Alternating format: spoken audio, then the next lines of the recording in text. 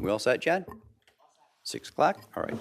Welcome, everyone. Tonight, we have our budget public hearing, so I will open the public hearing at 6 o'clock at this time. If anyone, we have a large group in attendance, if anyone would like to sign in, if they haven't done so already, so that we can keep things somewhat organized to speak, that would be fine. If not, if we have one person speaking for a group, that would also be fine. So with that, I will open it up to the public.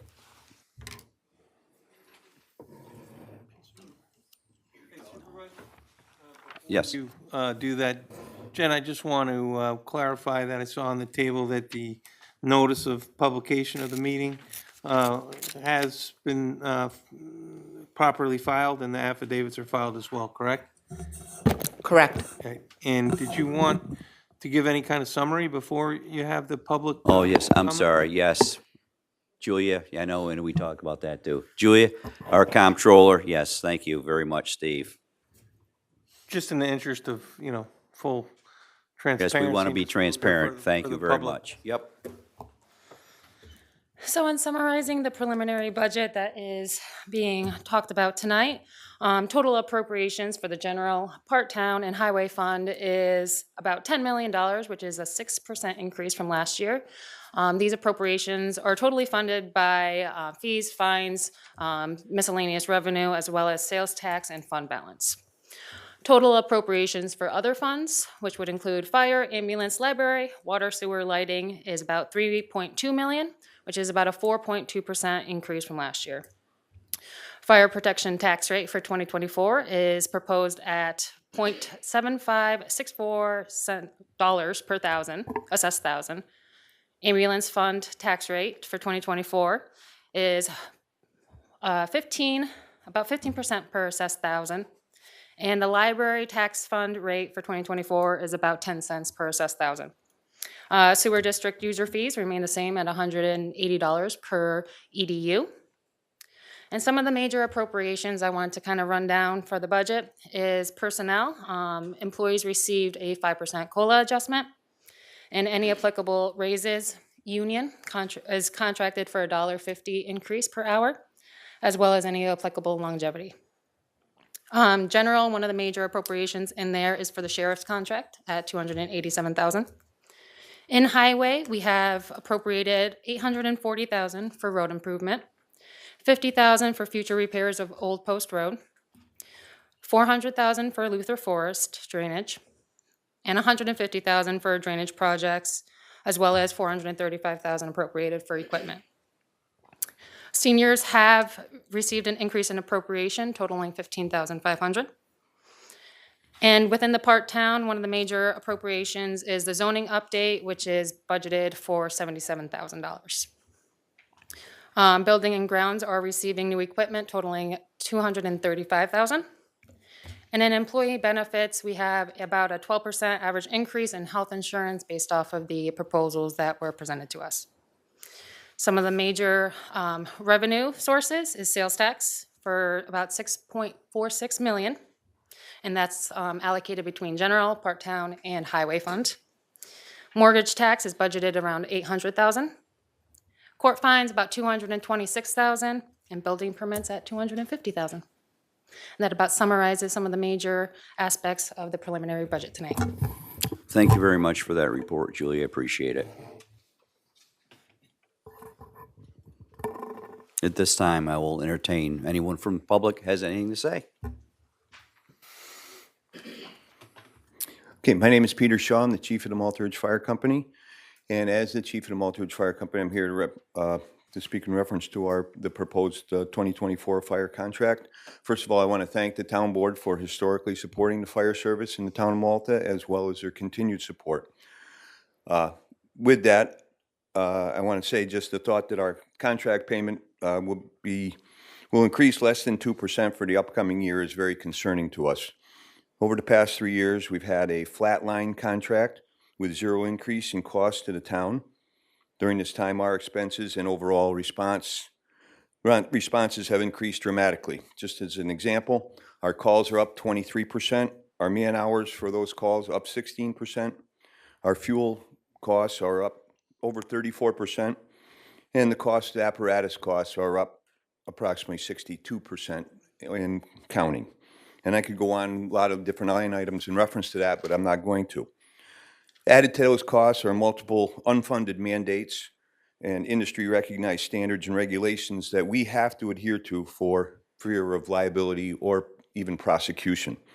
So in closing, I'm just going to state a fact that you may not agree with, nor do you may not want to hear, that the volunteer fire service in our society today is not, and I repeat, not sustainable as it is. Your funding and the securing of funding does help this longevity to last, but something has to be done to help protect our community and those who serve it. And I thank you for your time and effort. Thank you, Chief Shaw. Do I have anyone else who would like to speak? Yes, sir. Good evening. My name is Fred Savers. I'm with the Government Relations Committee of the Round Lake Hose Company. We're here to do a similar discussion that Pete represented.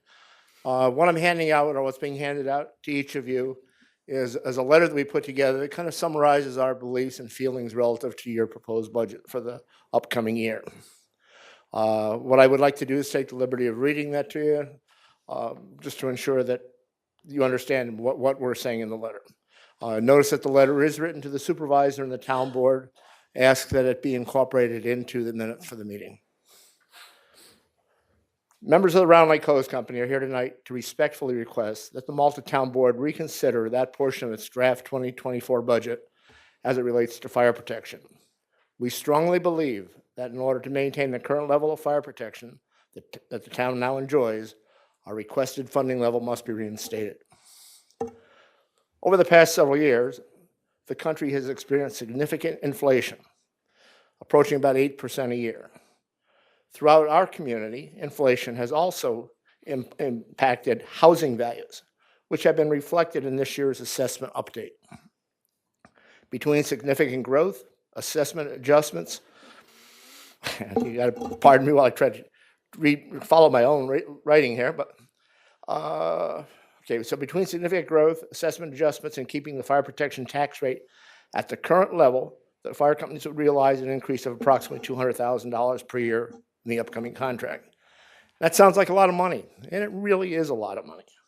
But how can we justify that? Let's take a look at that. For years, the tax rate has been appropriate to provide the services our community needs.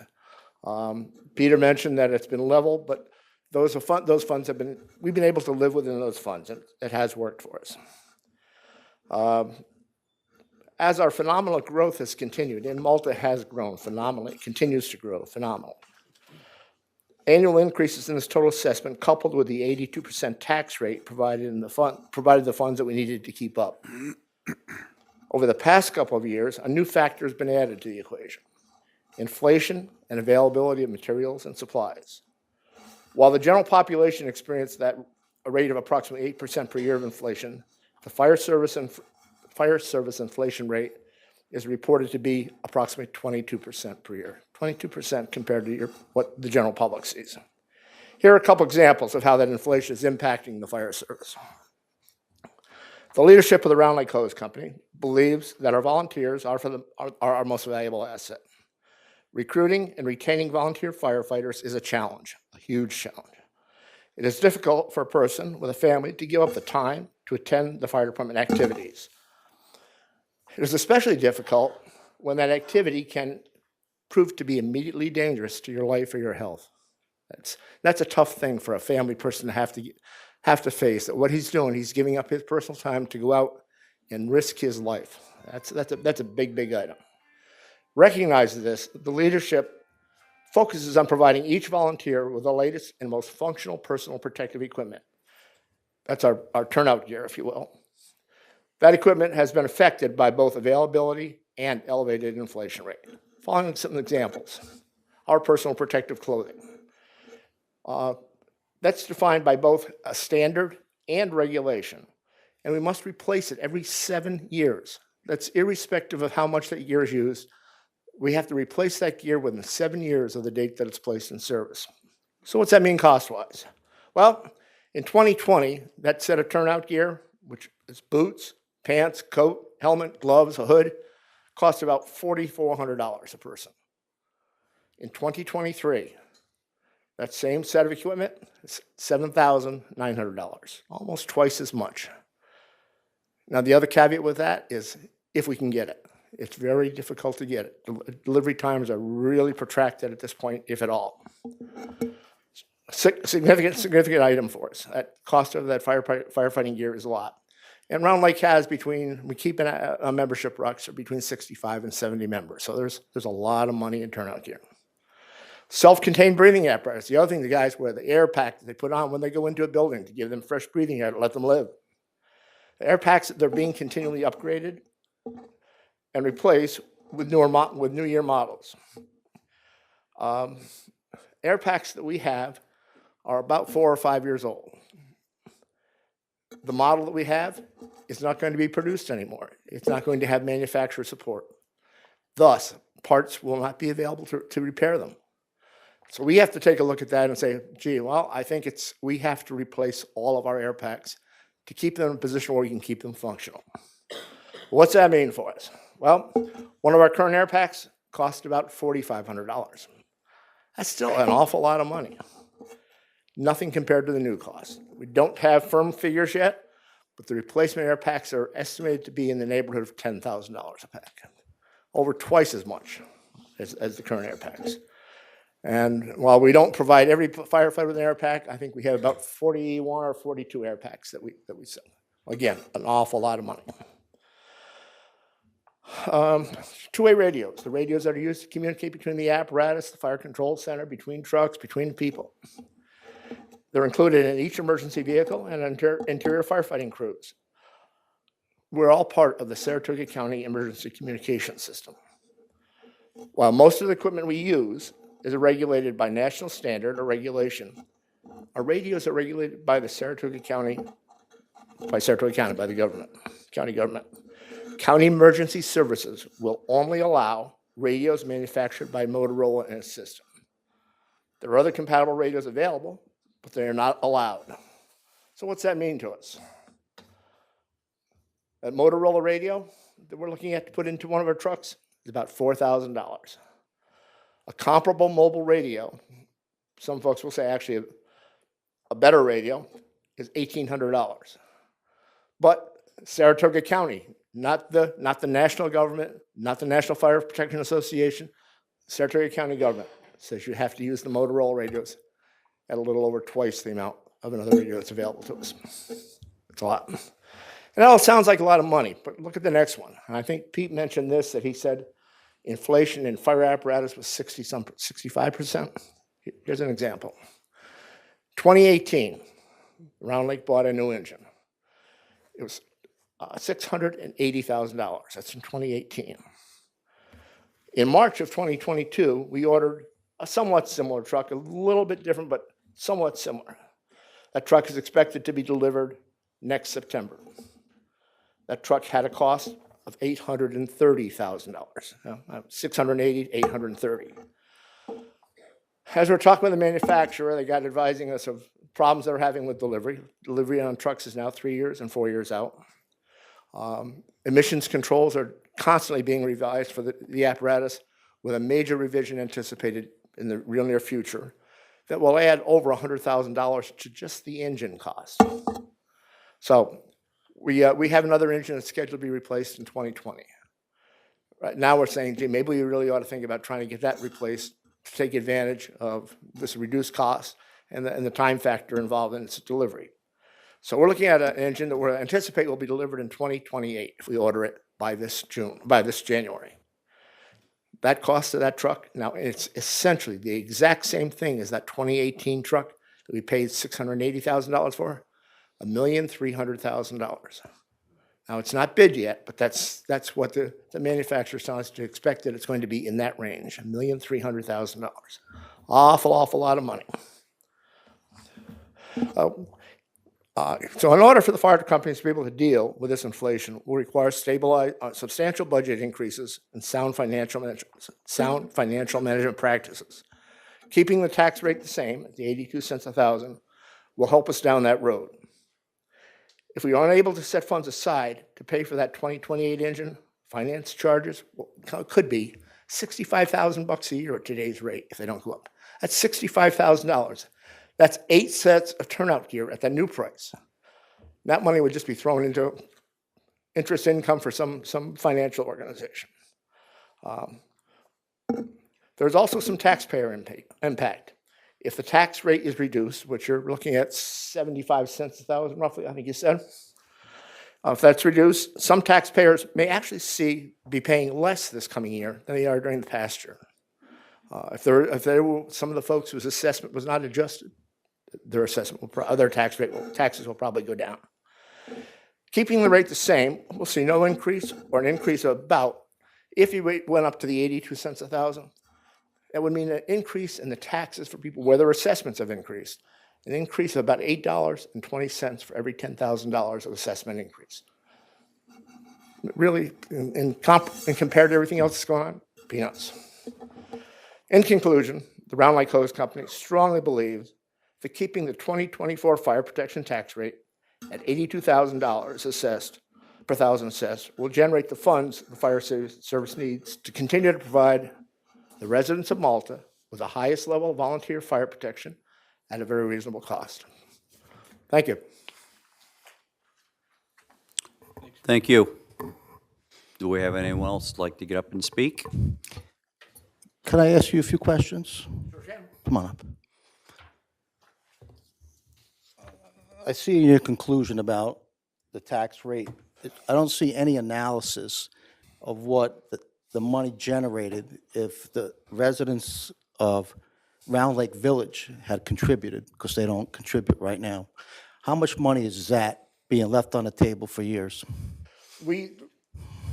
I'm not really in a great position to talk about that, but I haven't been involved with it that much.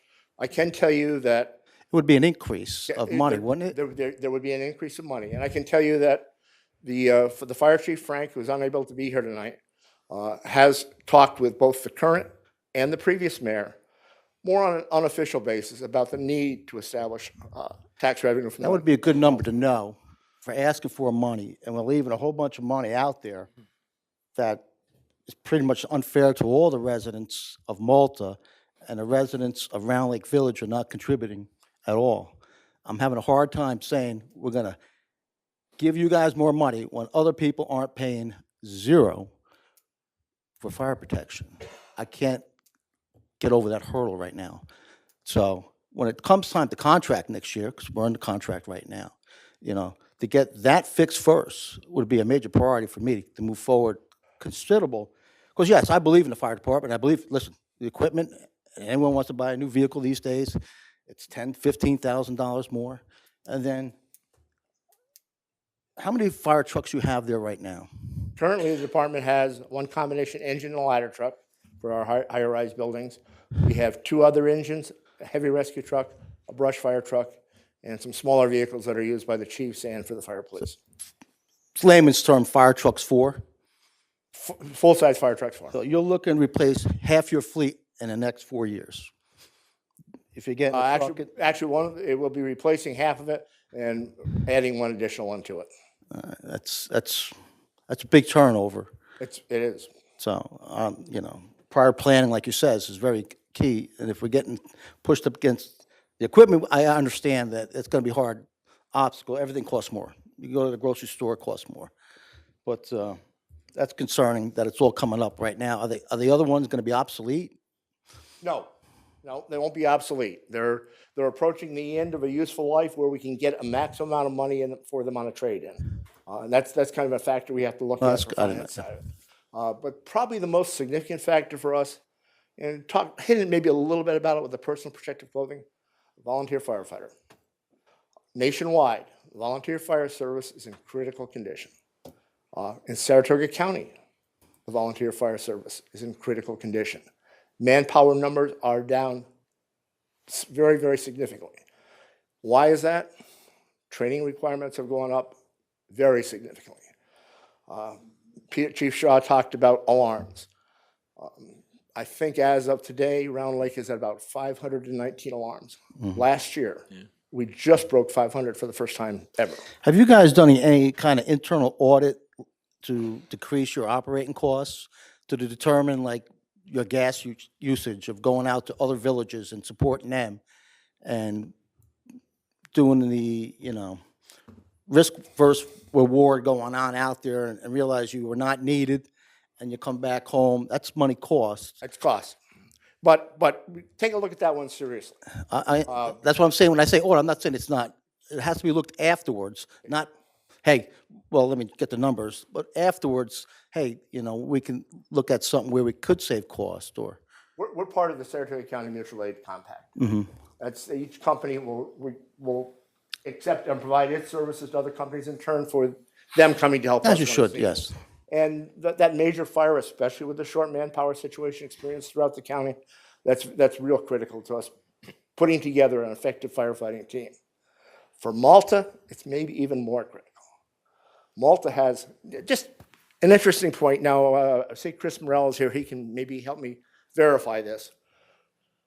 When Global Foundries, our AMD, was first being proposed for town of Malta, it was, and I believe it still is, but I'm not certain about this at this point. It was the only chip manufacturing facility in the world, not in the United States, not in New York, in the world, protected by volunteer firefighters. I'm not saying that's not important, and you should continue to do that. The question is there an internal audit of what expenditures are being used to be part of that mutual aid? Is that, Probably not. okay. Probably not. So, that's something we could be able to look at to find out. Just, there's a lot of numbers I would like to see that I'm probably not seeing. You know what I'm saying? And that makes me curious only because, again, we got a bunch of people who are not paying into the fire protection. So how can we cut costs? I have to look elsewhere, right? If no one's going to pay from the village of Round Lake, they'll look somewhere, right? Can't give you an open, checkbook because we don't really see all the numbers, I don't think. But Fred, I do think mutual aid is very, very important. Excuse said me, you don't Al. see all the numbers. You should have a complete and accurate and counting of all the finances of the Round Lake Fire Department. Oh. You should have that. We do have that? Okay. Did we get it on time? yeah, Only thing that we received kind of near our deadline was the village's financials and AdCom, but we did receive them just slightly shy of, when we had requested. Okay. I think that request went out in the springtime, if I'm not mistaken. Originally, there was. We received it at deadline. Actually, I think our contract It's October. specifies. or I'm not talking requires about the fire companies. Oh. In terms of, I think, to Al's question, it's the village. We received those the end of October, the financials that were requested in the springtime. That's, I want to make that clear, not the fire companies, the village. I'm not But trying to be. I do have a question. I hate to interrupt. I wanted to just back up a little bit just so that I understand it the way I feel I do. Global Foundries, you talked about fire protection. Do they not have their own apparatus on site? They have their own apparatus. My understanding is they have what they call an emergency response team. They have their own brigade, correct? Well, I don't believe it's a fire brigade. I believe it's an emergency response team for dealing with hazardous materials.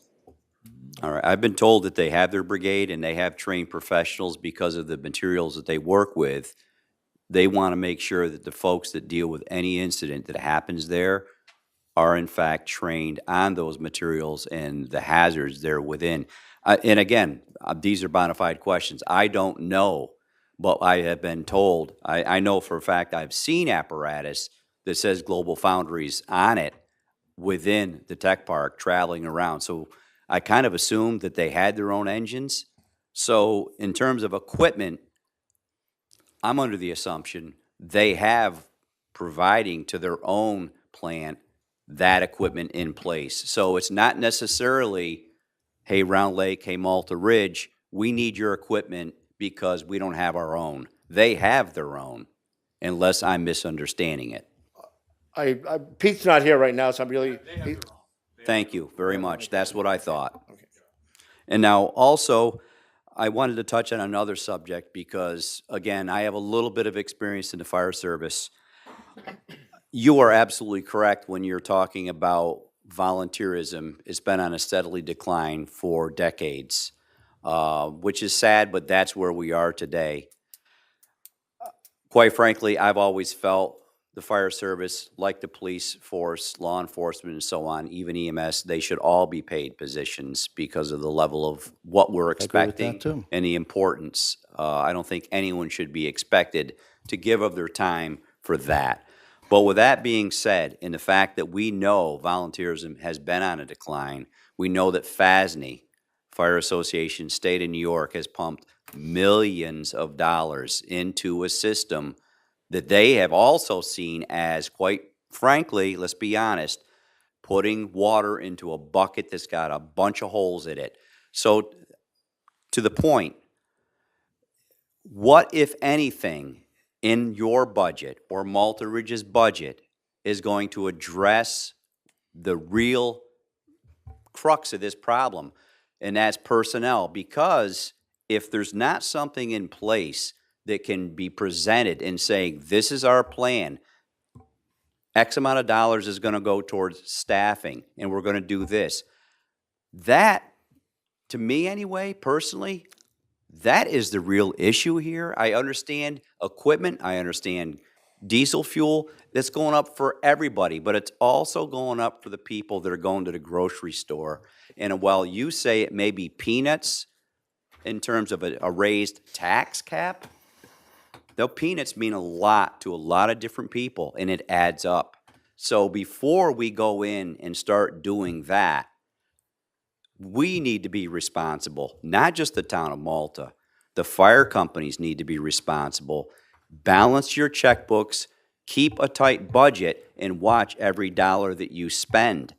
And I'm not saying that you don't do that, but I have yet to see a plan where Malta Ridge or Round Lake is planning on putting on staffed members, and that's why we need this money. And you probably are right. We've not put that on. I other think than I am right. Other than some administrative help. We do say. There's one person to date that I know of that is paid on staff for both fire companies. I don't think that's adequate. That's administrative type of thing. Yes. From the fire protection side, you're absolutely right. It's a huge concern with both departments, is what we're gonna be, especially our daytime situation. For probably a variety of reasons, the Round Lake Fire Department is very unique in the volunteer firefighter status situation. We're running between 65 and 70 active members in the company. We have drills daytimes on Tuesday mornings, Thursday evenings. Our Tuesday morning drill, we typically get between 15 and 20 people at the drill every week. The Thursday night drill, between 20 and 35 people. If you talk to another fire department and present those numbers to them, they would be aghast. That's something they don't come close to seeing, the fact that we have two drills. So we're in a position where we've been able to maintain a pretty good level of staffing. And how do we do that?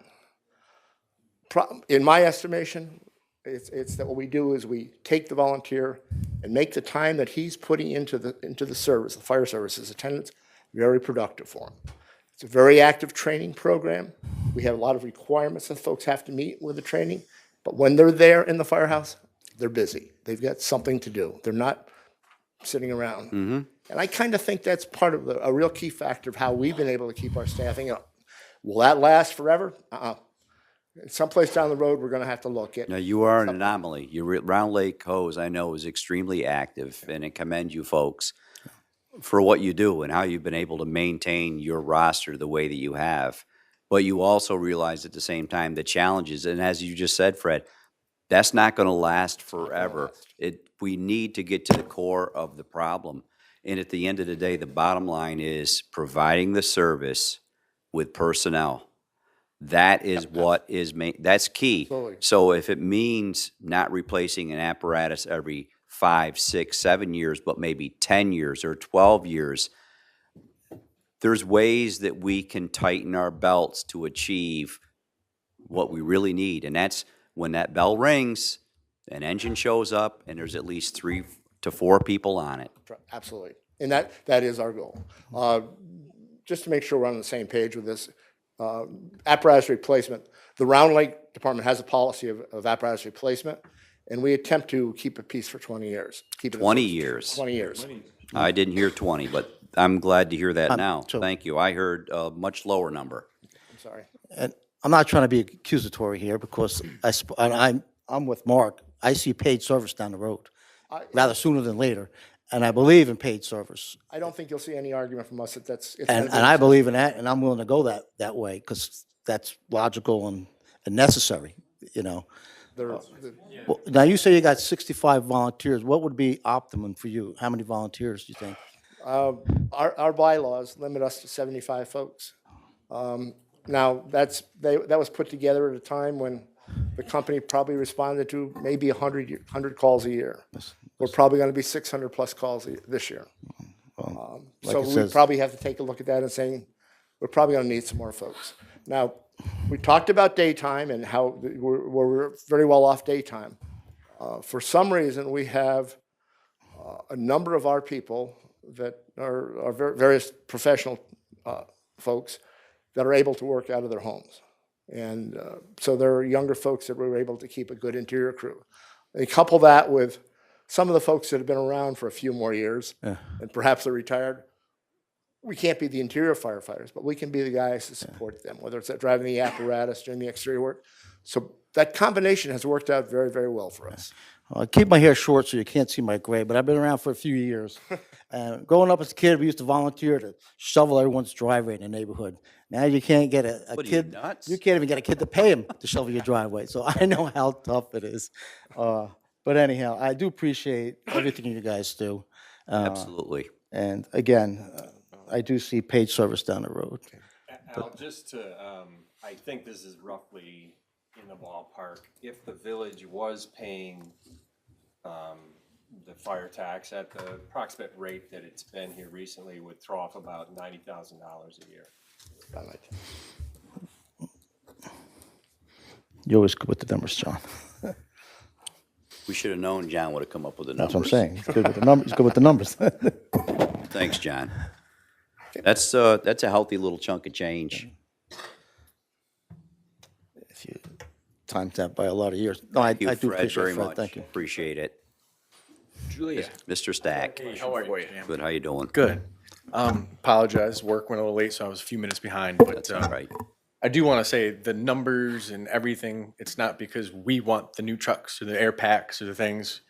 That's just what NFPA and everybody's telling us we need to do because, as you know, you're in the front seat of that truck, you're held personally liable and criminally liable. So the numbers and what we need for these budgets is to protect these people here that make $0 off of it. And what we're here for in the budget is so we can keep the volunteerism going because it's going to save the taxpayers here a heck of a lot more money than, so the FASNY study that just came out, if we go to all full-time state of New York firefighting paid on call, we would need an additional 31,058 career firefighters to take that volunteer to a full-time. Currently, right now, volunteer firefighters save the state of New York $3.8 billion. The annual cost of a career fire service, salaries, benefits, insurance, operating, debt service would be $4.7 billion. In addition to transfer over the volunteer fire service to a professional would be a $8.2 billion cost to the state of New York. And that's for vehicles, trucks, 1,500 fire stations would need to be reconstructed. And then the property tax on the state level would rise to about 28% for that first year. So, man, like, I'll say it too. Like, these guys here, I mean, small family knit time, this is what it's about, right? But we don't want this to happen. So we'll look into the Round Lake stuff and try to get all of there was a $90,000, but 1, 3, 5 years, what we're looking at to keep volunteers in this town, that's what it's about. I mean, what we're asking for, I think, on the scale of it, a lot smaller than what these numbers are from the FASNY study. That if you want all full-time paid guys, that's what the town's going to look at, the state's looking at, and it's going to cost my pocket a lot more. Right, So- and I don't think, just from my point of view, I'm not expecting to see a fully staffed, full-time fire department in Malta. Maybe years and years and years from now, but I think at the very least, and Chief Shaw and I had touched on this, and Chief Mazza a while ago in talks that we had, we're at that point, we're actually beyond the point where at the very, very least, we should be looking at whether it's a combination, partially paid, whatever terminology you want to use. I believe that we're definitely there. I've also been a proponent for many years of fire-based EMS, to where you combine your services and you get not just fire, you get EMS as well. You're getting the most bang for your buck, as they say. It's the most affordable for municipalities. It's the most affordable for, at the end of the day, taxpayers. And more importantly, you're getting people to turn up at the call as soon as possible. The volunteers in Malta, we're blessed between Malta Ridge and Round Lake.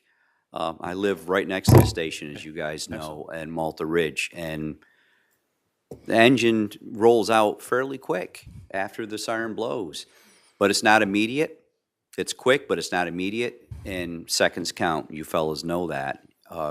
It's every second is just, it's huge in the fire game, so to speak. So I think that what we need to do in this town, whether it's 5 years from now, 2 years from now, that's for people a lot more intelligent than I am and have got more drive and energy left than I do.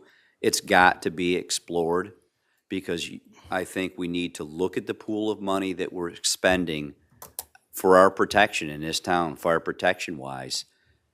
We need to boil it down to where this is what we can get by with. This is adequate. No one is left in harm's way. No one's at risk, whether it's the firefighters, which are first and foremost, sorry to say it, but they are, because if they're not first and foremost, people that need their help are not getting helped. Yeah. So that's got to be kept in mind, and we need to really do a pinpoint focus on it. And I'll go just a little bit further, if I may. Please. Also in conversations with the two fire chiefs is the reality that Malta or Malta Ridge and Round Lake is no different than any other volunteer fire department. And I'm a traditional kind of guy when it comes to the fire service. I know and understand what the traditions are like and how deep they are. Nobody wants to see their volunteer fire department turned into a paid department or a county fire department or what have you. They want their own entity. I get that. That's actually part of the problem, if you will, because in order to move into any kind of a combination department or a consolidation of services, any of those things, you first have to overcome the hurdles of the volunteer fire departments themselves because of the resistance and the pushback that, you know what, we've been fine for 100, 120 years. We want to stay this way. Thank you very much. Well, that's great, and I respect that. But at the end of the day, when you're talking dollars and cents, is that really something that's sustainable? These are all things, it's really, it's not just a one or a two or a three. There's a lot of factors and moving parts in this equation that have got to be addressed. Agreed. So I get it. I'll be the I first really to do. say we know what we're facing, that we're all, this is going to be career in the next, and we've done an incredible job. You look at Round Lake and Malta and that shared station, we're the example in the country. And there's other states around us, the Delaware study, they pay their volunteers, and we've had, Hochul was on there and said, we're going to do it, but we didn't get the backing, the money. So you do a pay for call, $20 a call is a lot cheaper than a $60,000 salary for full-time firemen and benefits and things like that. So I would love to, I'm one of the guys that works from home, and I'm blessed that I can jump off and jump on a fire truck if I need to, but 700-800 calls we're going to be facing the next 2 years. I can't keep doing that. Right. So I'm with you, all of you in that regard, but also too, like, I want to save our taxes, but right now the best way is, can we get a little bit more to keep us volunteers so we're not seeing a 28% rip for full-time staff for everybody? Or can we do paid $10 a call can we do a town level thing? Like, we're open to it. We want to keep the volunteerism going, but we also are not naive enough to say, I can't do 700-800 calls a year. There's going to have to be a lot of adjustments. And don't get me wrong, all the fire departments have good reputations of being professional and good. And the burden is not on you or the fire chiefs to levy taxes. That's on elected officials. So And I I think- don't want you to get that idea that yeah, true. I'm pushing it down on you. And I think, we're dealing with two fundamentally very different issues here too, right? I mean, if we could be sitting here talking about overriding the tax cap and tripling the contract, and that isn't going to bring volunteers in to the level that we need. I mean, maybe it will, but I don't understand how it would, because we have a couple really strong departments, but getting people to volunteer to run into a burning building is not an easy thing. My dad did it for 15 years. He got blown off on a backdraft that finally got him off ladders. But you know, I don't think fixes that. You know, and I think the bigger issue, and I said this in our first workshop, is show me how the increase is going to be managed fairly, and every resident is going to be paying it. And I'm the first vote for the overriding the tax cap. I'll do it in a second, but I cannot, in good conscience, justify overriding the tax cap when we have hundreds of residents in our town not paying into this service and getting this service for free. And you know, unfortunately, that's the loggerhead that we've run into here. This budget does carry a $50,000 increase to our fire service across the board. You know, it was a 3-year contract. You know, we had 3 years where we kept asking, what's next? Where do we go from here? Where do we go from here? At the end of the 3-year contract, and then say, well, we got to override the tax cap. We've got to do this, this, this, and this. We're not. Shame on us. Shame on the town board. Shame on the two departments. Shame on all of us. We all carry a burden here of, we probably should have been smarter and ahead of the curve. Finding out, you know, a few weeks ago that village residents don't pay a tax on this like everyone else in town, that was troubling. That was news, and that shouldn't have happened. So that's just, those are my thoughts. I mean, I would love to see 2 strong volunteer departments and have every resource that they need, but we're faced with those 2 big challenges. One is, what does the future look like? Volunteer versus paid, or some combination. And 2, how do we make sure that everybody's paying in their fair share? And for the 5 of us up here, we've got to represent all 17,000 plus residents of the town. And that's just, you know, my perspective on it. Like I said, I'd be the first vote to override if we had everybody paying in.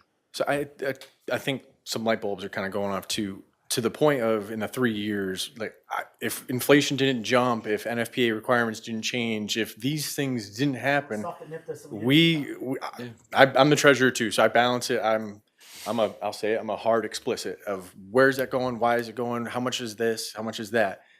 I mean, 388, our ladder truck that keeps us in good faith with you guys, the down payment for that truck, when we need to replace it in the next 12 years, will be more than what the truck cost in 2012. So it's a manufacturing issue. It's a legislative issue. I'll call it what it is. Manufacturers and the fire service making the money that they're making right now and putting us in this position to have these tough conversations. It's unfortunate. It's not fair that a down payment for a fire truck is going to be more than we paid for it 10 years ago. So, because that truck's going to be $2.2 million all day long, and we paid $1 million for it. So, and just so you guys know too, like, you know, when we have these discussions with other funding areas in our budget, and you know, Roger will tell you firsthand, we go through every bit of equipment and like, how can we do this, and how do we make this work, and you know, so please don't think that any of us here are saying we're trying to hold the fire service to a different standard in any way, shape, or form, but that's our 2 biggest jobs up here is managing the town's finances and land use. Agreed. And we've got to be as detailed as possible with it. I think, you know, going forward, I mean, I'm not going to be here next year to have this conversation, but I think going forward, the more detailed presentation you guys can bring forward each year, the earlier you can do it, the better. Help getting everybody up here fully informed, and making sure that we have everybody paying in. That's not your responsibility. Sure. And I'm sorry that you guys are feeling the brunt of that, but, you know, just from where I come from, I have a difficult time, you know, increasing the burden on just a portion of the town population and not the entire. So I guess I'll ask, if the Village of Round Lake, that tax was on the books, would you be more open to the discussion? As I said, We'd be $90,000 richer. as I said in the workshop, as I said tonight, is you come with a clear, justifiable budget request, and the Village of Round Lake residents are paying into it, and I'm the first vote to override the tax cap. Okay. It doesn't help you next year because I'm not going to be here, but I know. Yeah, I mean, and perhaps it gives me the freedom to be more Sure. Open like that, but I don't think I'm alone in that regard. No, You're not. Yeah, I it's, think that also another factor that we should remember is, not long Very well ago, said. myself and the two fire chiefs and Julia, our comptroller, we sat down and had quite a lengthy talk. I thought it bore fruit, because of hope, if nothing else, and there was a mutual understanding, as I understood it that day after the meeting, that this is something that is gonna require concerted effort on all of our parts. And well, it's not what the fire companies are looking for right now. We did offer up at least what we could do right now, $40,000 additional for 1 year. And that 1 year, I'm hopeful, and I will put it to the next board coming in, and the next supervisor coming in. We've got a year to do homework, to sharpen our pencil, roll up our sleeves, get this done. Because to Tim's point and others, I mean, this process that we went through with just the fire companies, I can tell you right now, started in the springtime. Yep. It started in the springtime. budgeting, depending on everything. And the I'm chief not, said, so I this agree. is not to lay blame, but when we did not receive all of the data we needed to start looking at numbers until the end of the year, that doesn't help. No, Again, springtime to fall, that's not the time to be hit with budget concerns or asks. We need that in advance, and we really made a concerted effort. I know Julia and I talked at length. I would ask her routinely, did you get this yet? Did you get that yet? She should not have been stonewalled by the village. She should have gotten what she asked for immediately. Immediately. Those were key and critical factors that would play into this and would have by now. So let's do away with the nonsense. Let's talk, get this job done, because it needs to get done. yeah, I agree. And I do not in any way, shape, or form blame either fire company, because I know what you men and women do. I was there one time, and I appreciate watch that. it very closely right across the street. So I understand your plight. I really do. But when it comes to, again, to Tim's point, when the fire companies are in the black and not in the red, and there's also revenue sources out there that we could very well be tapping into, that is not the time to tell the average person, all the taxpayers, here you go. Pay some more taxes. Not good. It's a tough spot for everybody as a whole, and unfortunately, the first responder, we're feeling it hard, and you guys are in a tough spot too. So I will take that feedback. In 2024, we will put the numbers together in more clear, concrete form, and work with you starting January 1. And you can ask me anything. I'll open up the books. for you. I appreciate that. Absolutely. I got a question for our comptroller. You asked for those figures back in the spring from the treasurer of Round Lake? Financials of the fire department except FCOM. I did eliminate, I forgot about that one, honestly. I didn't know its own entity to require the financials. So I did request that a little later in the year, probably about a month ago. So they were really on time and, timely was sending them over. So in those financials, is that the info that you've requested? The same data that you had to have for us? What we require in order to begin negotiations on a contract, and the budget and the contract talks at time and Okay. But it went beyond the fire companies. The village, again, It went into the village. right? absolutely, the question was put forth to the village. I just wanted to add one more thing since we're talking about everyone at play within the fire protection district. Yes, we have Malta, yes, we have the village around Lake, but we also have town of Galveston, which I understand they overrode their, tax levy, tax cap this year. I believe, I don't know if their budget's been adopted, I don't know if it's preliminary stages right now, but it's about a dollar per assessed thousand. Am I correct? Is what Galveston? Just about $1,000. Okay, I mean, with their equalization rate compared to Malta, I mean, they're averaging about 72 cents per thousand if you were to bring it up to 100% equalization rate. So, Malta is a little higher with the preliminary budget at this point. I think during our, conversations for next year, that can be a play as keeping the entire fire protection district within the same, tax per thousand.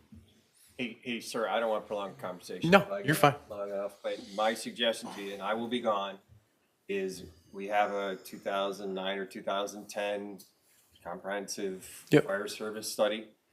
That should be dusted off.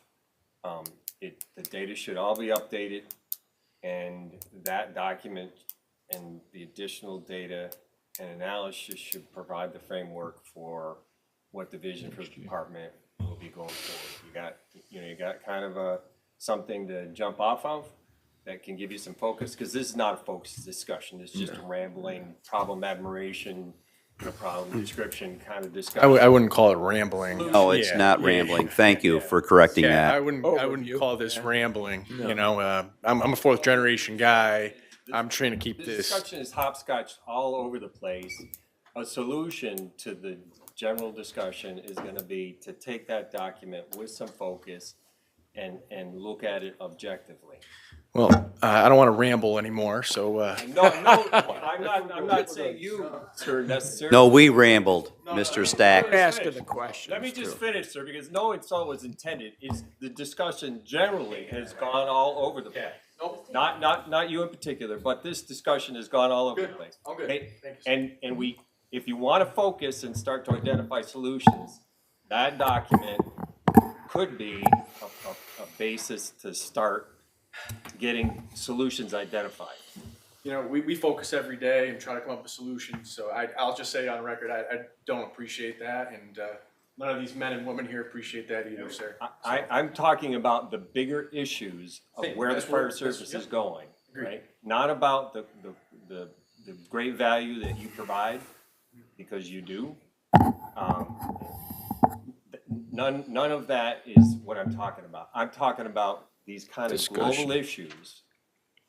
The solution is gonna be the kind of focus that a document like that is gonna provide. That helps for next year, it doesn't help for this year. I understand that. Pop and smoke. I understand Not that. help with the immediate issue. We have people that are professionals that manage multi-million-dollar budgets every day.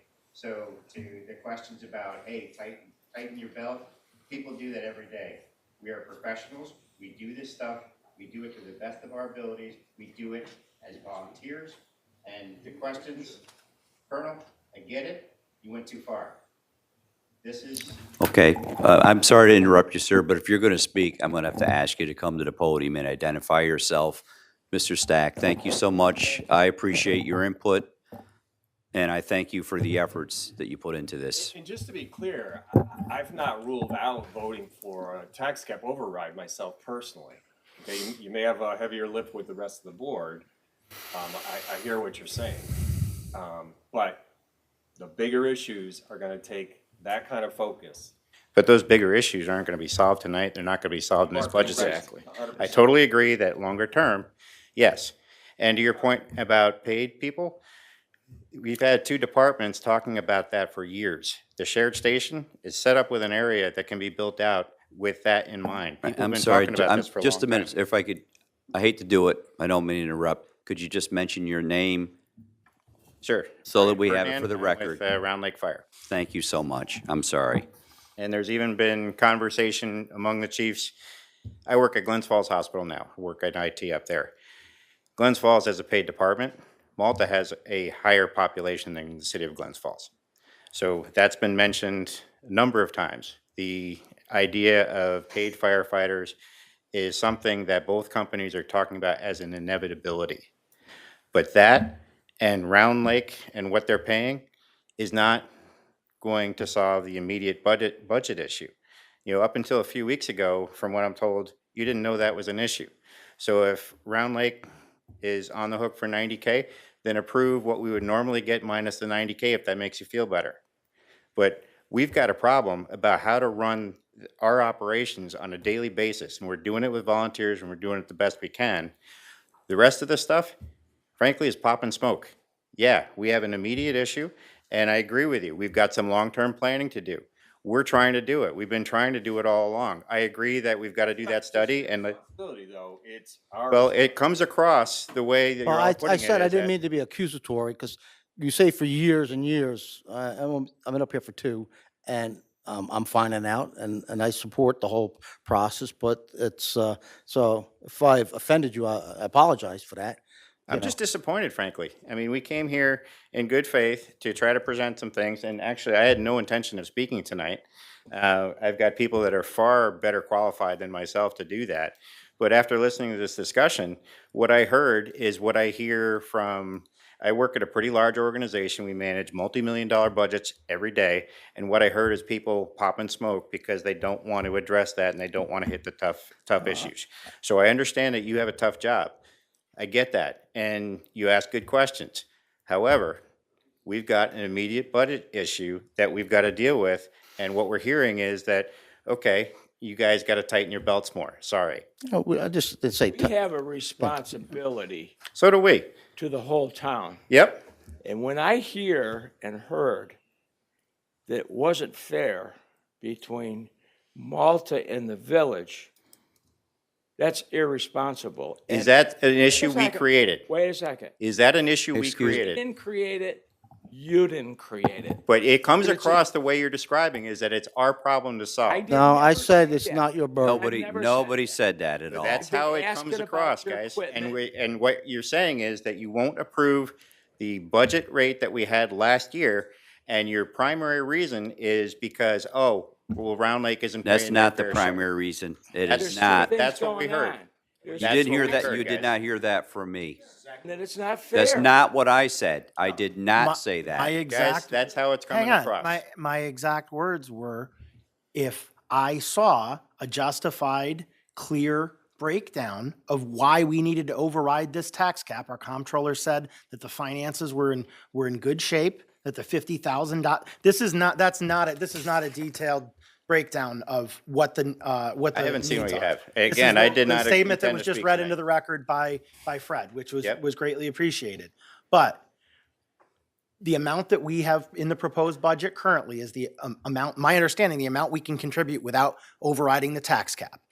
And my personal opinion is I am not going to be in favor of overriding the tax cap when all the taxpayers in Malta are not paying into it. That's not fair. Yeah. I would be the first one to jump on board and say, here's a very clear delineation of where those funds need to go, and everyone will be paying into it. And that's why we override the tax cap. We don't have a very clear delineation of how these funds, the additional funds being requested, will do anything. That sounds a lot like, okay, Round Lake, it's on you to prove that you really need us to do this because we don't like that the village of Round Lake isn't paying. That's how it comes You across. can read that however you would like. We have a responsibility to all the residents in the town of Malta. So do and- we. And that is, and it's not fair to tax some and not others. We fought a war over that. You know, I mean, you tax everyone. So that's my personal go opinion. argue with And Round you Lake. guys will be very happy that you don't have to hear it next year. But that's my responsibility at this time. Right, and I don't want to Supervisor. have this thing blow up. Yes, Steve, Can I go ask a ahead. quick question, because it might shed a little clarity on the situation? Julia, can you explain the difference between the 2% tax cap and the increase in the fire department's budget?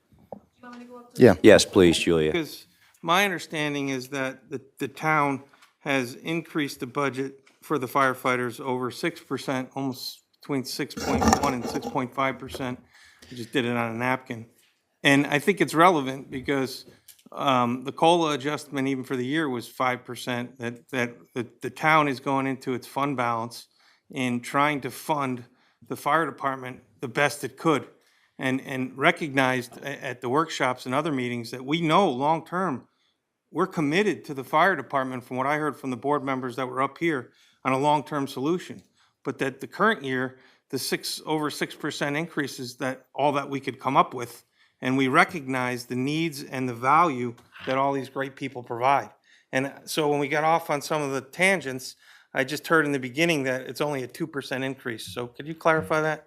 Correct. I'm not exactly sure where you got the 2%. I know within the tentative budget, we did start out at 2%. After some conversations between the supervisor, I was included, and two of the chiefs, we had made up what is allowable within our tax levy without going over, which was an additional 80,000. That 80,000 was split between the two firehouses, so the total amount is each fire department is getting in excess of what they got last year, is about $60,000 each, which is about a 6.05% increase. So it's $120,000 total. Approximately, yes. Right, and the 120,000 is an increase from 2 point what million now? It was 2.151 last year, 2.282. So Okay, Hmm. so it's 100 $117,000. over $2.2 million.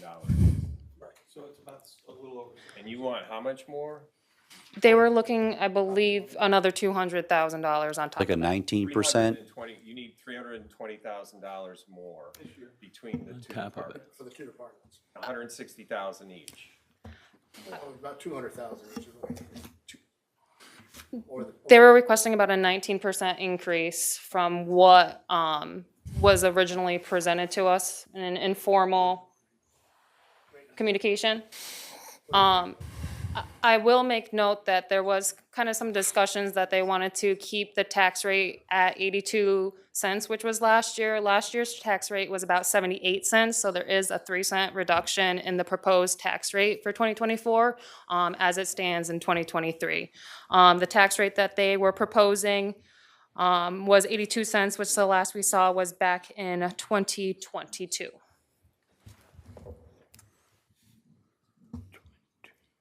Did someone want to come up here? I'm sorry. Thank you. Thank you, Julia, very much. And I would just like to reiterate one thing. I hate to keep focusing on it, but it is an integral part of this whole equation because it is a matter of dollars. It's income that we could be using into this equation. I have suspected since the spring of last year, from what I had learned, that the village of Round Lake was not paying into the fire department. It was not paying their share, so to speak. It was at that point when we attempted through the comptroller to reach out to the village. We did not include the fire department. So I just wanted to make it clear, we're not expecting the fire company in Round Lake to take on this battle, so to speak.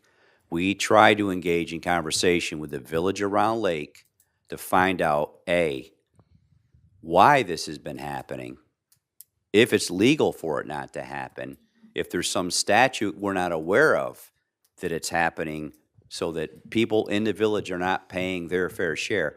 We tried and we did our due diligence from this town hall through the comptroller to find out those answers. We received nothing for the entire year, nothing. We get it at the end of the year.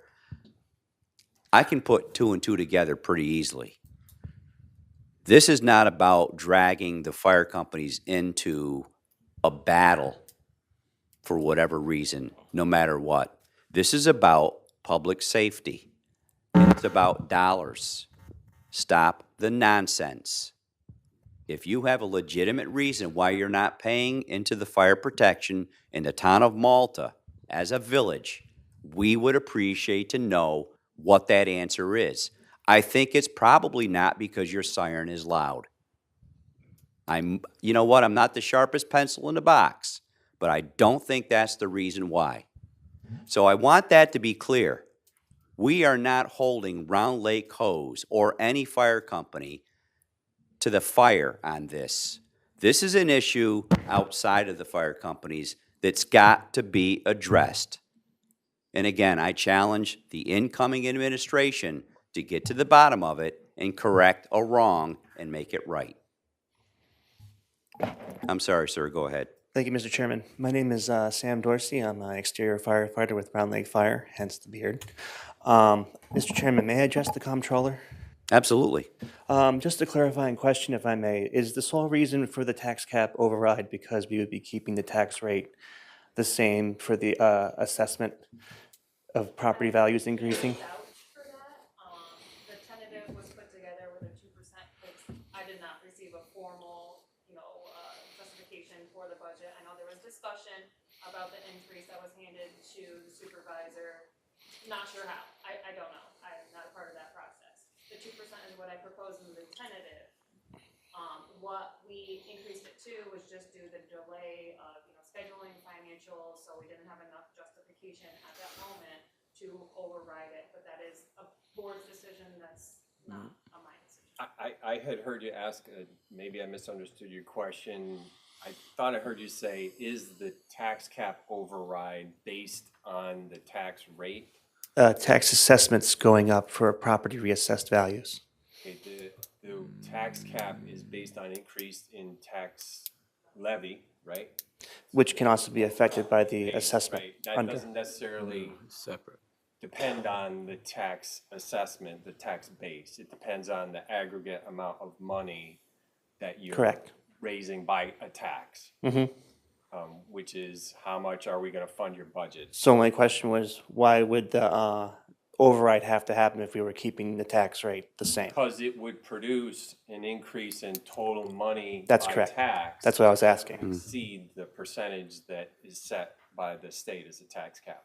So why would that be an issue with overriding the tax cap if you're just compensating for something that's an Well, artifact I in mean, the system? you've got to convince folks on the town, number one, there's a legal difference because you need a supermajority of the town board to Well, do it. I'll stipulate to that. Yeah, but you got to convince, I'm.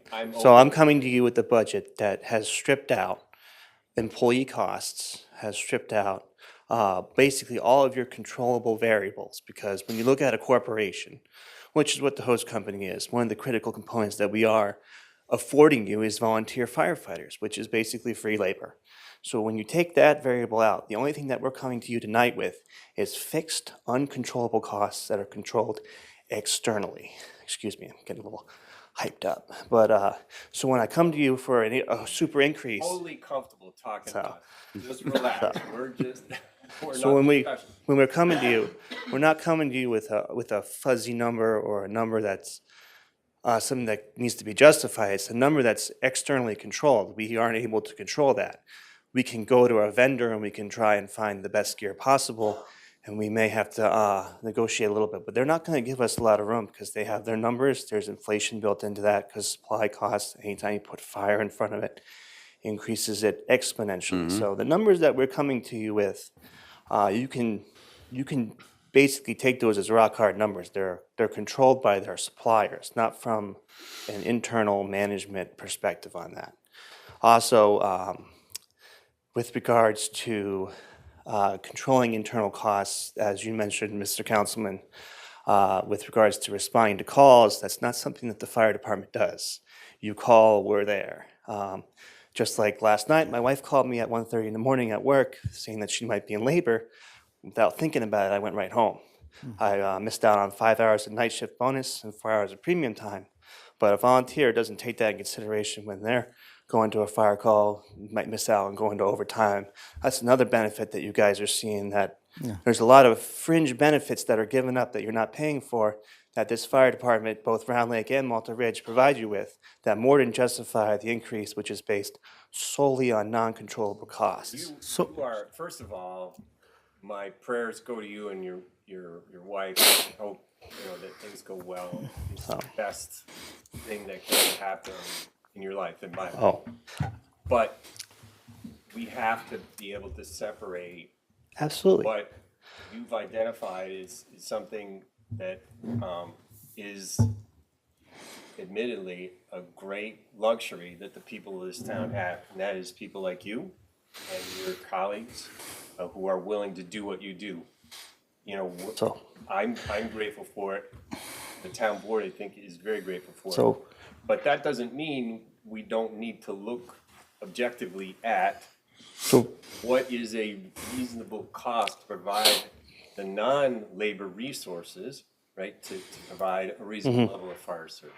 And John, I want to just dovetail on that because I feel like maybe there's a disconnect here, and maybe this information just doesn't get to us, but it seems like you have a very good handle on a very detailed line item of every single expenditure and hard costs that the department has. I've sat here now for 8 times with our fire budget, our budget and our contribution to our fire companies. And every single time, the two companies have the same exact dollar amount request without any details to them. Two different organizations with two different real estate holdings, two different sets of rosters, two different equipment sets. And I have never seen any sort of detailed set of numbers beyond here is the hard number request. This is the total number request. They're completely identical, and there will be no questions about how that number was arrived at. And we need to increase it or doomsday scenario. This letter from the committee was great because it gave a little bit of detail, but I have never seen any sort of detailed like we do with the highway department where we run through, oh, okay, I understand why you're facing this with this dump truck or with this piece of equipment or this labor variable. We've never, ever had, in 8 years, we've never had that level of discussion with the fire company with any sort of detail behind it. So you guys, maybe you guys are seeing all the really great rock solid numbers about where these line items are and how it builds out to the number that's being requested. As the people that have to make those decisions and say what the number should be, maybe I'm the only one and everybody else gets it and I don't, but I have never seen that. No, and, well, and the dialogue that we're having, you've answered my questions about internal controls, that it is happening. And I'm happy with that. You know, it wasn't accusatory that I accused that it wasn't happening. I just asked the question, is it happening? Because I didn't know. And since you said yes, you know, it's great to know that. I mean, It's just info that we don't have. Your point is noted. I would say that I don't know enough to comment specifically to your issue. I would say that it would be what I would consider a luxury to have volunteers crunching the numbers and producing you with a finished product that takes solely into account numbers that are relatively inelastic and are not able to be adjusted any further. Well, if I would may say though, that it's that is- not, your volunteers. We're all professionals over your here in what we your do. volunteers putting on the gear and going to fight the fires, but when it comes to accounting purposes, you're accountable to the federal government for tax purposes, to the IRS. You guys do these, you're not, I'm willing sure to no one's stipulate just to that, and doing I'm these also things on the willing to back of an stipulate that we envelope. follow And all of you the got to be rules. code compliant for your Right? apparatuses. So I'm sure these numbers exist somewhere, and it seems like your members of your team are confident in those numbers. All I'm saying is I have never seen details on these things, and I would encourage. What you're telling me is you don't trust your fire departments to give you accurate numbers. No, is what that's you're what telling me. accounting is, though. That's why accounting exists. Is that Ronald Reagan had a wonderful quote: "Trust but verify." I know, and we're at can't- the détente we scenario right now, can't- aren't we? Excuse me, one at a time, please. No disrespect, but, there's this saying, the power to tax is the power to destroy. And in my lifetime, I've been in government and around communities and taxes, a lot. And, there are people, and I think I know this town reasonably well. There are people that when we tax them, it really, really hurts. I'm not one of those people. I've been blessed. I'm very fortunate. So that I am very, very mindful. And frankly, I will tell you candidly, the ambulance tax was never needed. And I see red still. We're sitting on millions of dollars that we do not need immediately for other purposes that could continue to fund that ambulance. And people were scared into taxing themselves for ambulance purposes. But I'm just telling you that is at the heart of, at least for me, my need, that responsibility to be very prudent about taxing somebody and taking the money. Because I've also been the tax enforcement officer as a county official. I foreclosed on your house. I've had to deal with the people face to face whose property I took because of these taxes. So I'm not trying to convince you that I'm something special, but it's just, I'm very mindful of that. That's where this ultimately goes. Well, I would say that In some cases. You past can Chief appreciate that, Severs right? and You Chief can Shaw were here. We're not here presenting you with doomsday scenarios by any means at all. They were presenting you with the facts that would definitely justify overriding the tax cap, because if you want to refocus back to a paid fire department in the comprehensive plan, we should be there by now. And if we're going to be basically in effect effectuating a more than 10% cut to funding to both departments based on inflation, you're seriously jeopardizing that goal, which would be something that would probably, if you wanted to happen, have to happen in the next 5 to 10 years. And if you did that, you'd probably set it back by at least twice as much. Because you have to maintain your tax increases in order to maintain your level of service and your level of goals moving forward. Otherwise, you risk slipping backwards. But you do realize no one is suggesting cutting the budget.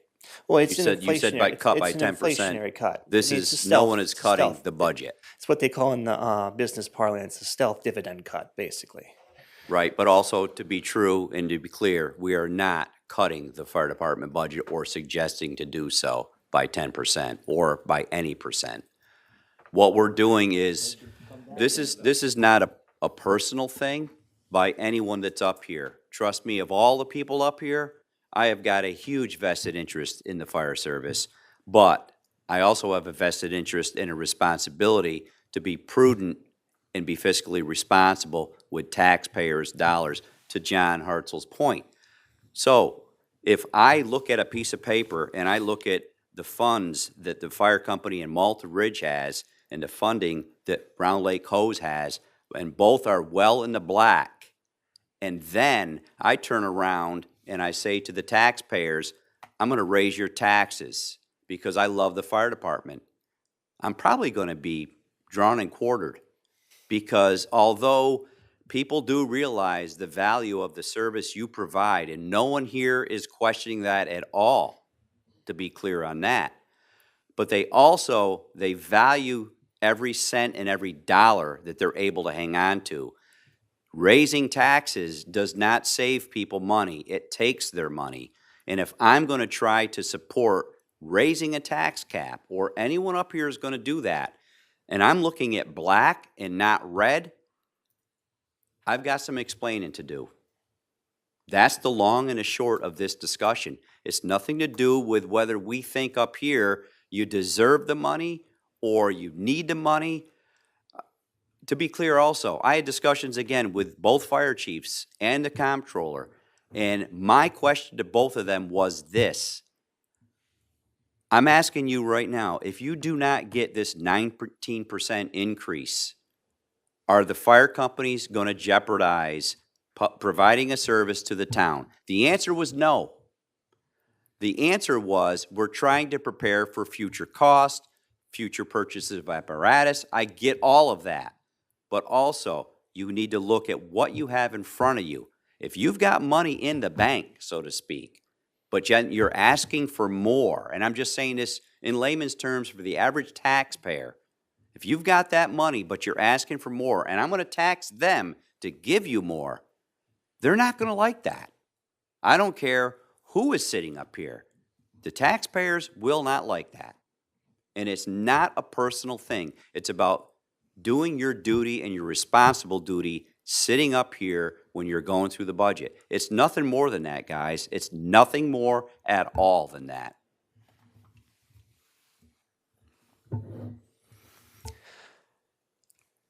All right, then. Thank you very much. Anyone else? Wayne?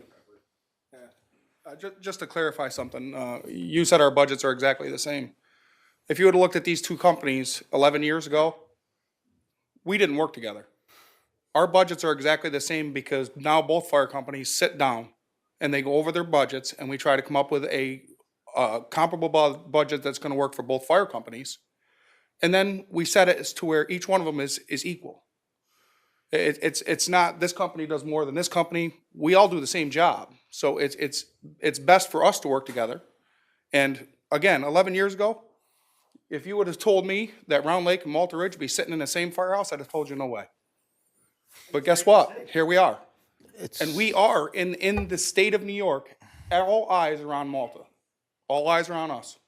Because these two fire companies that couldn't get along now get along great, and we work side by side.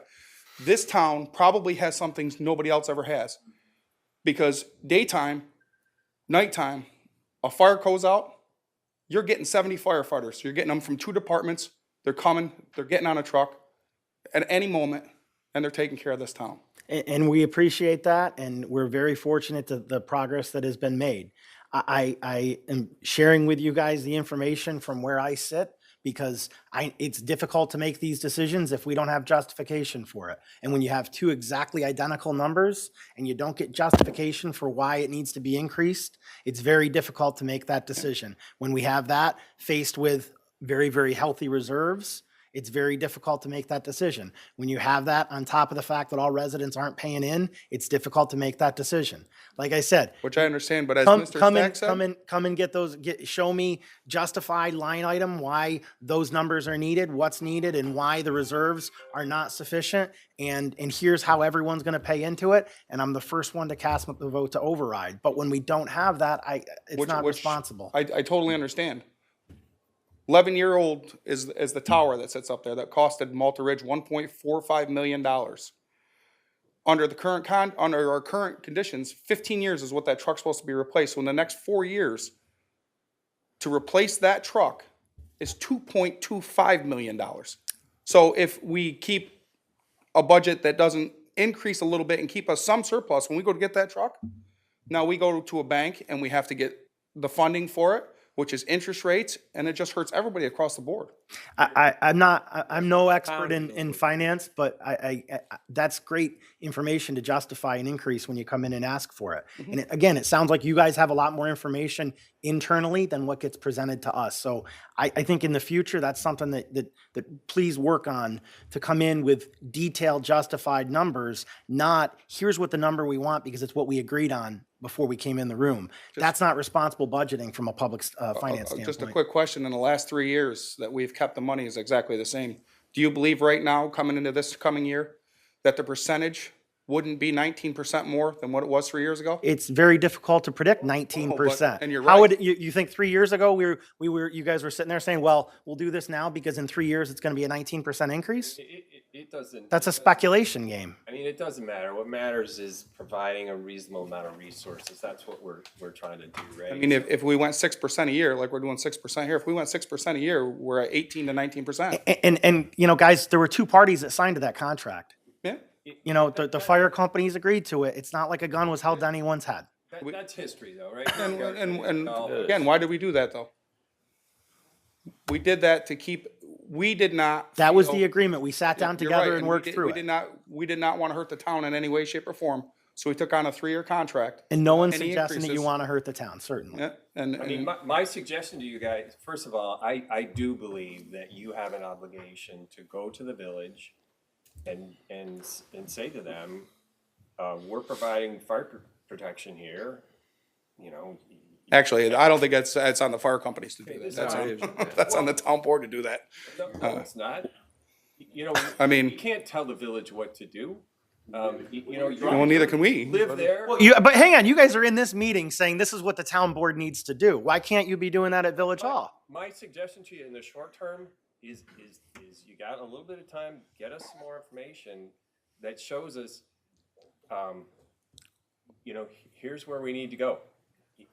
Here's our 3 or 5 year, plan for capital expenditures and allowing, here's our 3 or 5 year budget that shows growth based on the expected costs in equipment. And again, the same thing goes with that as far as how could we project as a fire company that a fire truck 2 years ago or 3 years ago that we replaced at 600,000 is now 900,000. We couldn't project that either. Right? It's inherently your best judgment forecasting what's going to happen in the future, right? So we all understand that, but we don't have anything. I was like a budget director of a county, $110 million, right?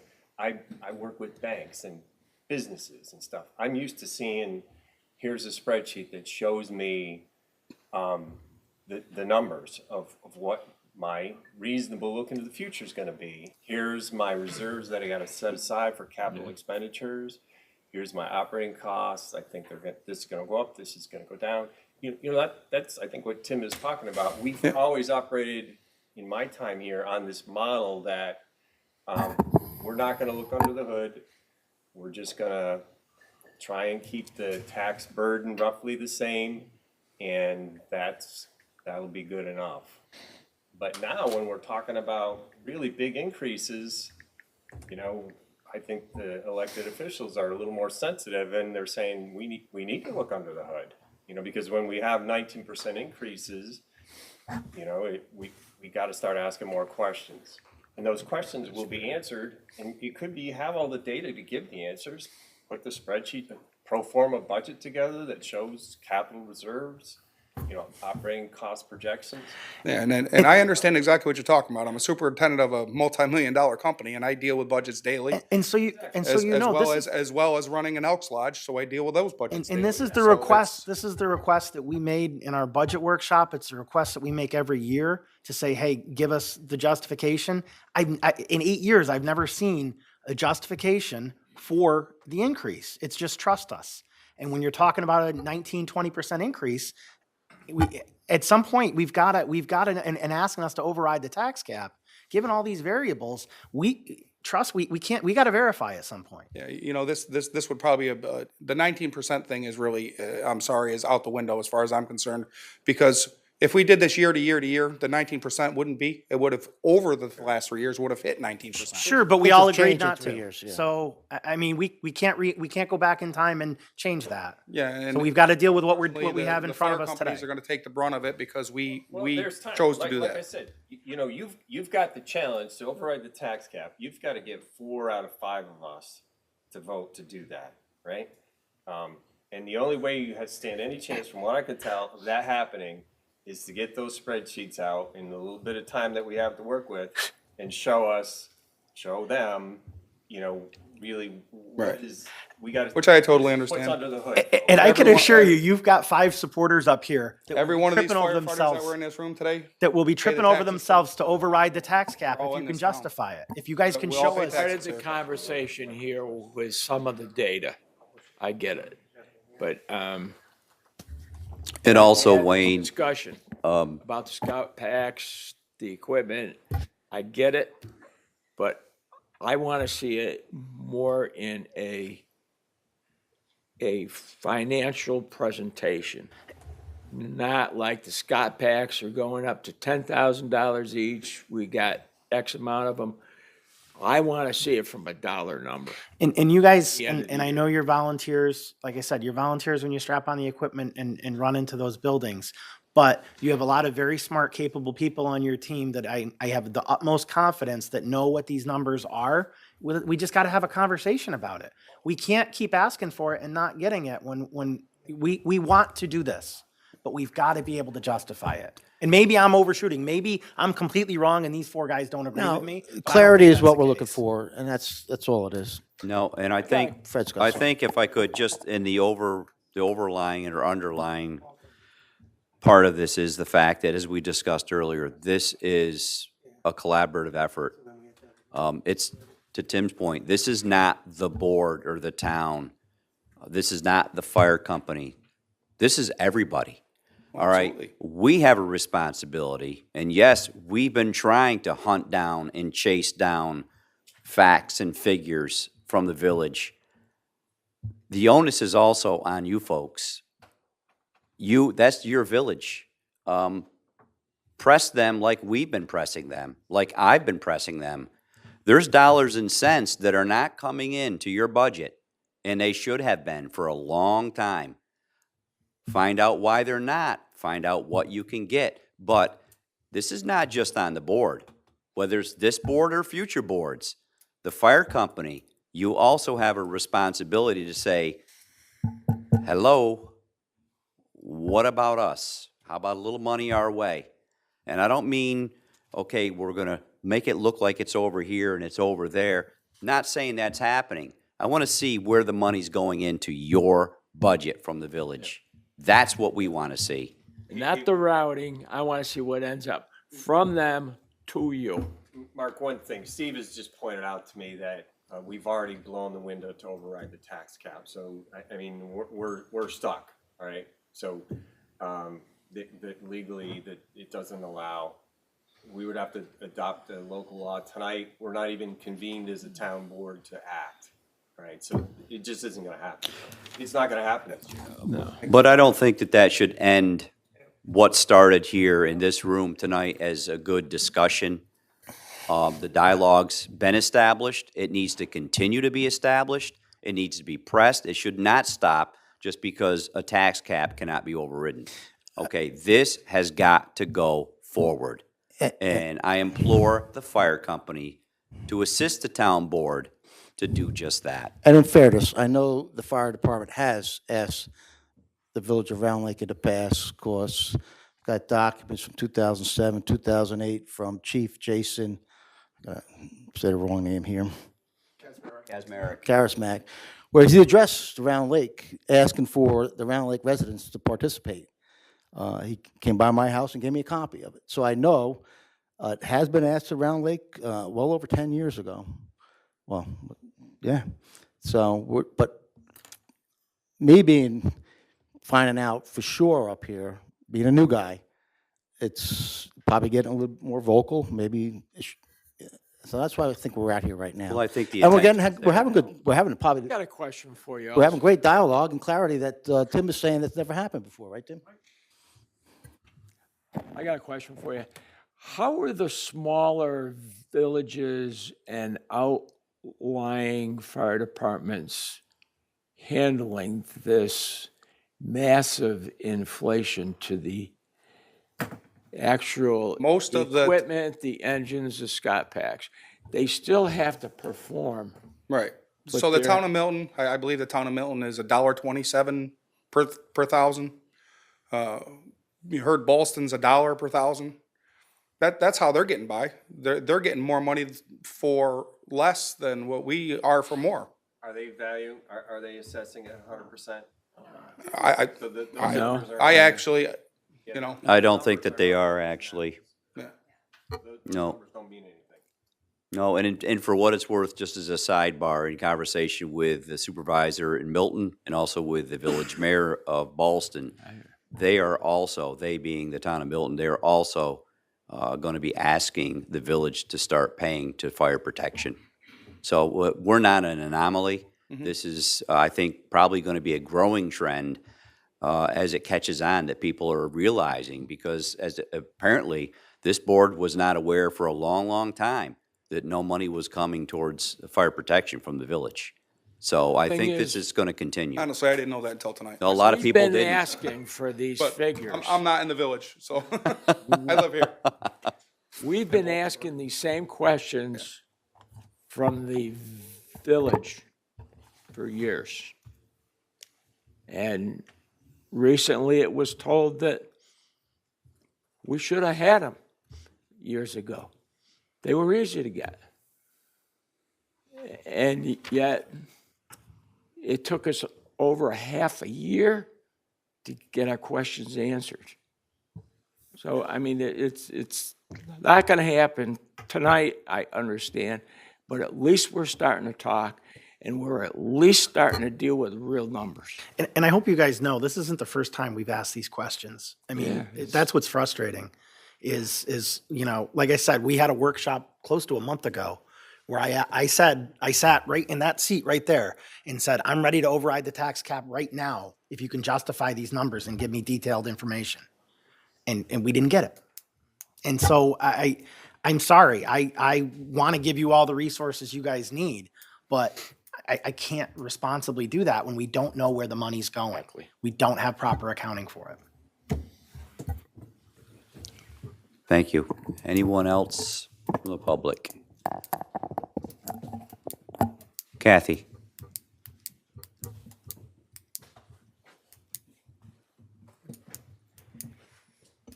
Kathy Eitzman, 60 Round Lake. I think one of the hard parts, just sitting there as a taxpayer in the town of Malta, is the numbers of $1.27 and $1.08 and 82 and 78. When you look at the levies, we are paying what they're paying, correct? Very close. And they're saying they're getting $1.27 or $1, whatever. I'm not sure we can compare different tax levies. Right, because we're at 100%. They're not correct? at 100. That's the major difference. Okay. Is the 100%. So if they're paying 127 and they're not at 100%, does that change that number down? It does, from what I understand, Okay. yes. That's what I don't, We won't be Right. able to sort that out in this conversation tonight. right, no, but I was just trying to figure out, you know, if I was like, You can't. okay. All right, then I'll go back to my nap. Thanks. You were napping through all that, Kathy? Thank you. Thank you. Gary Putman, Mayor of Round Lake. Just a couple points of clarification. One of them is, let's see, on May 31st, I received an email from Julia asking for information. On June 1st, I sent the information, day after. The information that we needed? The fire department budget, and I answered a question on Okay, $50,000, all right. June 1st, so apology accepted. I'm not apologizing because there was other information that was asked for that you did not provide. But go ahead, sir. In the past, 3 years ago, I met with Darren and the chiefs. We sat down and talked about things. That did not happen this year. I would have appreciated being at a meeting with the chiefs. That would have certainly helped clarify a lot of things.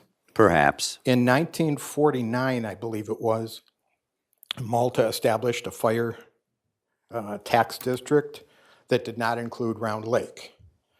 So it has been that way since at least 1949. And it's, to be honest,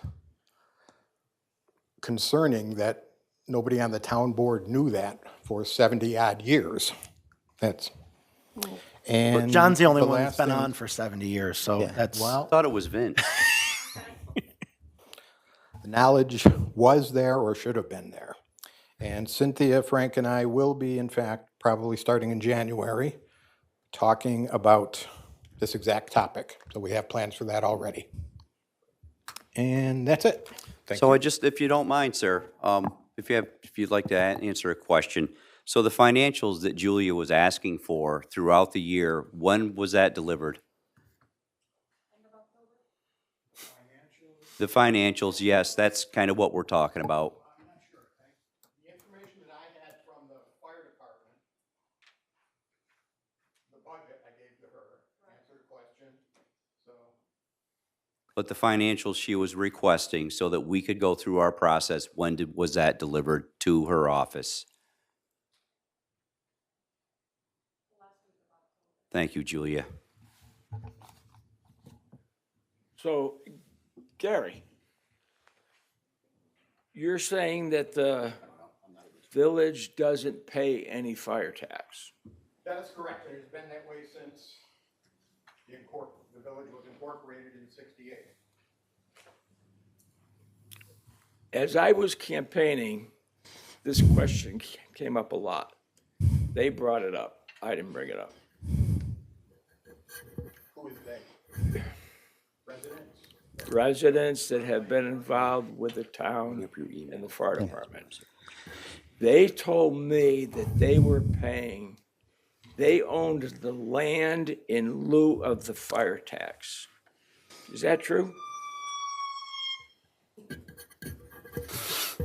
That would be a That- ringtone. Their station is actually on. Was it a factor that because the town donated the property, they didn't have to pay that fire tax? Well, I think 1947, I wasn't born yet, It was 49. and, 49? It's 49. And again, I'm looking at letters that were presented to the village. I don't know if you were the mayor in 2007, probably not. So I got the pass, they passed. Moving forward, the solution is for all the members who are receiving fire protection, for the residents of town of Malta and village, all need to help pay, and clarification, which we're working on. And again, I think this board is in favor of, you know, providing what the fire department needs, as it's working right now in the BRAC, in the black, to help with its capital plan and future assessments of a paid service. And I'm glad that you guys are already planning on getting together in January. That's good to hear that. You know, it sounds like you were aware of this a long time ago, and, you know, I guess if I were in your shoes, I probably would have done what I could to make sure my residents didn't have to pay in, but, you know, it is, sorry? That would be 9% of our budget. Well, but the residents of Malta just pay, they pay a tax as part of their property taxes. I'm assuming it would be the same for the village residents, no? Okay. Well, I guess that's good that you got smarter people than me working on this in January then. But appreciate you guys getting on this so that we can resolve it in the future. I'm glad also that talks are going to take part, because they didn't during the year. And just to make sure, if we didn't get financials from the village mayor, how was I to expect we are going to get you actually here to talk about this issue with the fire chiefs? And I'm not expecting an answer.